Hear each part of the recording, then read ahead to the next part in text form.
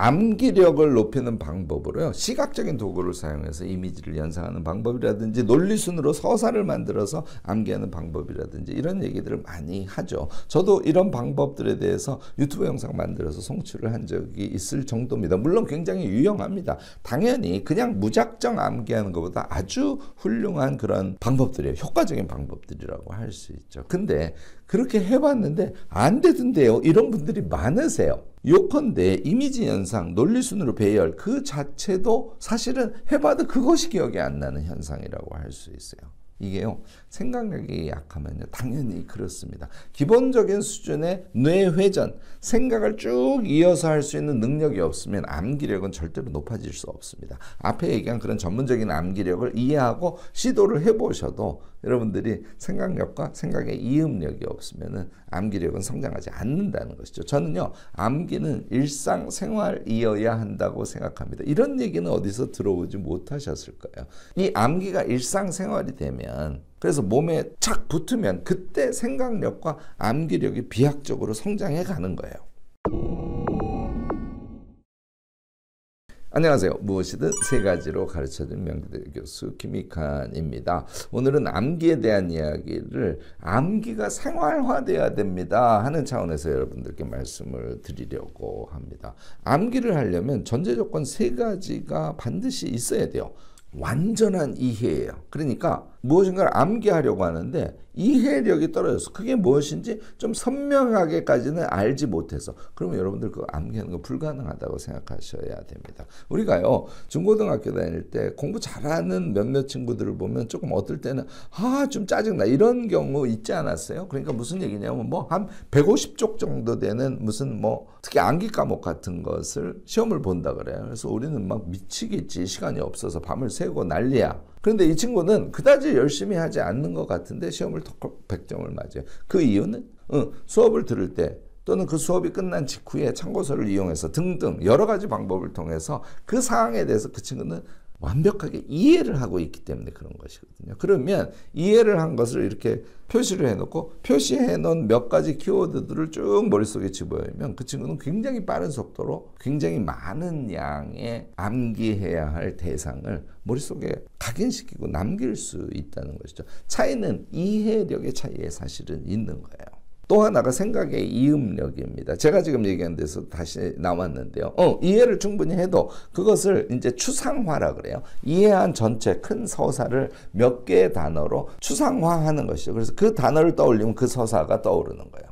그래서 그런 키워드들을 쭉 이어서 생각할 수 있는 능력을 생각의 이음력이라고 합니다. 이것이 없으면 암기를 잘 할 수가 없어요. 세 번째는 이걸 합쳐놓은 거예요. 이해를 하고 추상화해서, 다시 말해서 키워드 몇 개를 압축을 했어. 그러면 그 압축한 것을 보고 본래의 내용을 재현해낼 수 있는 능력이 반드시 있어야 됩니다. 요거는 자기가 안 것을 발표 등을 해보면 내가 그 재현 능력을 갖고 있는지 여부를 알 수 있습니다. 요 세 가지 조건이 갖추어졌을 때 비로소 우리는 암기라는 것을 할 수 있거든요.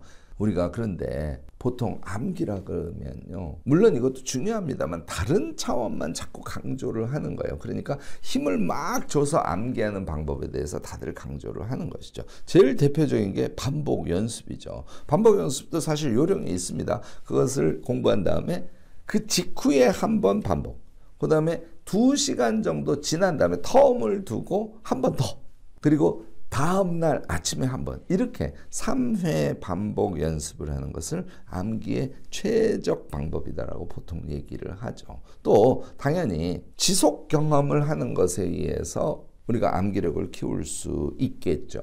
예를 들어서 독서를 한다든지 강의를 듣는다든지 하면 그것을 요약하고 발표하고 하는 것을 뭐 예를 들어서 한 20개 강의를 반복해서 해서 이런 경험을 통해서 우리가 암기력을 키워갈 수 있는 것입니다. 그런데 이런 방법의 이미지는 힘을 주고 노력을 가하는 그런 이미지라는 거예요. 제가 오늘 여러분들께 꼭 강조하고 싶은 것은요, 일상이 암기가 되도록 하세요 하는 이야기입니다. 자, 암기라는 것은 뇌가 작동하는 일종의 패턴 같은 것이거든요. 그런데 일상생활에서 나는 자주 암기를 하고 있어. 그러면 뇌가 암기하는 작동 패턴이 익숙해지지 않을까요? 또 다른 식으로 얘기하면 암기하는 뇌회로가 뻥 뚫려 있는 이런 상태로 우리가 평생을 살아가는 거예요. 그러면 무엇인가를 조금 의도적으로 암기하려고 할 때도 당연히 암기를 훨씬 더 잘하는 상태가 되지 않을까 싶습니다. 요컨대 제가 이제 그런 표현을 많이 하는데 책을 읽을 때도 미리 머리가 뱅뱅 돌아가는 상태로 만들어 놓고 책을 읽으세요. 암기할 때 당연히 머리가 뱅뱅 돌아가는 상태가 되면 암기 능력이 훨씬 좋아지겠죠. 그래서 이 뱅뱅 돌아가는 상태에서 이해를 하고 또 집중한 상태에서 또 압축을 하고 그 압축한 것을 머릿속으로 떠올렸을 때는 그것의 전체 내용을 재현해낼 수 있는 이렇게 뱅뱅 돌아가는 머리를 평상시에 만들어 두시는 게 아주 중요하다는 것이죠. 이런 것이 누적이 되면요. 우리는 암기, 다시 말해서 몸에 그 지식이 체화된 것을 의미하는데 양이 많아지면 양질 전화. 어떻게 되겠어요? 아이디어가 기가 막히게 좋은 사람이 될 수 있지 않을까 싶습니다. 뭐 당연히 지적인 총 능력이 아주 높은 사람이 될 수 있는 것이죠.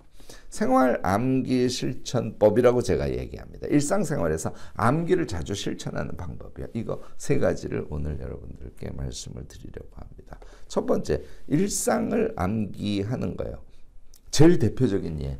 내가 장을 볼 거야. 오늘 뭐가 필요하지? 쭉쭉쭉 체크. 12가지를 내가 장보기를 해야 되네. 이 12가지를 여러분들은 무조건 잊어버릴 거를 전제로 생각합니다. 아유, 깜빡깜빡 하는데 그걸 어떻게 기억해? 아닙니다. 이런 것들을 여러분들 평상시에 암기하시라는 거예요. 장보기 같으면 종류를 4가지로 나눠서 그 4가지에 뭐 3가지, 2가지, 뭐 5가지 이렇게 해서 총 12가지야. 이렇게 분류를 해서 여러분들이 미리 암기를 하시지 않습니까? 안 잊어버리고 머릿속에 기억만 가지고 여러분들이 장보기를 할 수 있어요. 이렇게 일상생활에서 그냥 핸드폰에 적어가든가 이렇게 했던 것을 그렇게 하시지 말고 평상시에 암기를 하면서 지내시라는 거예요. 이거는 해보고 한두 번 성공하지 않습니까? 심지어 재미까지 있습니다. 여러분들 물건의 위치도 머릿속으로 한번 쭉 그려보는 것을 자주 해보시는 거 아주 유용합니다. 그래서 적어도 내가 쓰는 공간에서 무슨 물건이 어디 있어 하는 것들을 기억해 내시는 거죠. 조금 어려운 작업이긴 하지만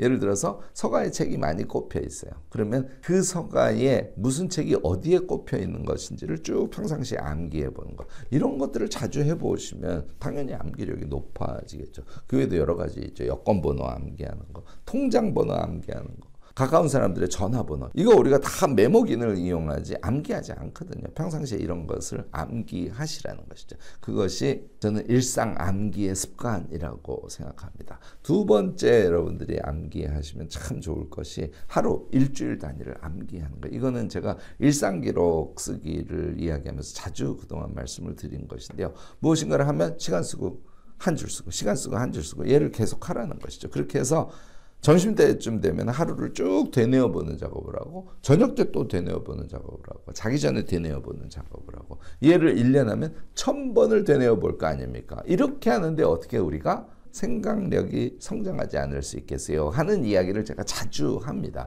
이것을 여러분들 꼭 하시기를 바라요. 이것에 의해서 우리의 암기의 기본 베이직 능력이 점점 상승하는 것이고 또 머리도 항상 뱅뱅 돌아가는 그런 상태가 될 수 있는 겁니다. 또 하나 여러분들이 자주 하실 수 있는 게 책 강의 수강한 거 이런 걸 암기하는 거예요. 여러분들이 강의를 열심히 듣고 메모를 쭉 열심히 하고 끝 이렇게 하시는 분들이 너무 많으세요. 이거 아닙니다. 평상시에 항상 그런 것들을 되뇌어보고 말로 해보고 머릿속으로 쭉 이어서 논리적으로 정리해보고 정리한 것을 이번에는 독서 카드 같은 데다 또 써보고 그렇게 한 것을 가지고 말해보고 이런 것을 평상시에 반복하심으로써 우리는 우리의 암기 능력을 키워낼 수 있는 것이죠.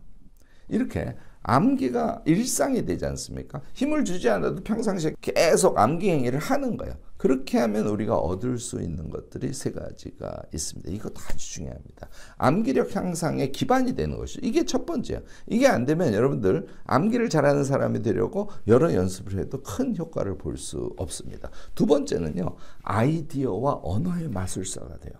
어떻게 하세요? 평상시에 의미 있는 것들, 또 책을 읽은 것들, 뭐 유튜브를 본 것들 이런 것들을 자꾸 기억하려고 노력하고 또는 말로 되뇌어보고 또 머릿속으로 다시 생각해보고 이걸 반복하면 당연히 아이디어가 좋은 사람이 될 뿐만 아니라 언어가 유려해지는 걸 여러분들이 경험하실 수 있게 될 겁니다. 세 번째, 당연히 요거는 여러분들 쉽게 상상할 수 있는 거죠. 공부 잘하는 사람이 될 수 있어요. 책 지식이 많은 사람이 될 수 있어요. 지적으로 풍요로운 사람이 될 수 있어요. 여러분들 애써서 막 힘을 줘서 암기하는 것, 이것만 암기라고 생각하지 마시고요. 일상을 살아가면서 오늘 말씀드린 그런 세 가지 영역에서의 암기를 지속해 봐 주시기 바랍니다. 장 보러 가는 거 암기하시고요. 전화번호 같은 거 암기하시고요. 이게 한 바운더리입니다.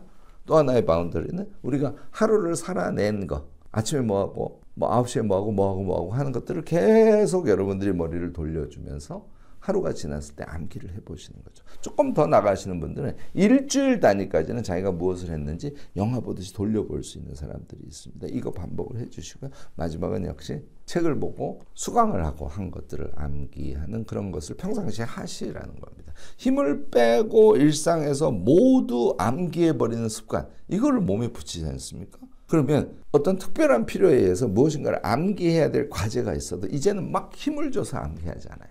왜냐하면 몸에 암기력이 딱 붙어 있기 때문에. 여러분들도 그런 능력 오늘 제가 말씀드린 영상대로 실천하시면서 몸에 착 붙여보시기 바랍니다. 오늘 제 이야기가 도움이 되셨다면 좋아요, 구독, 알림 설정까지 꼭 부탁드리겠습니다.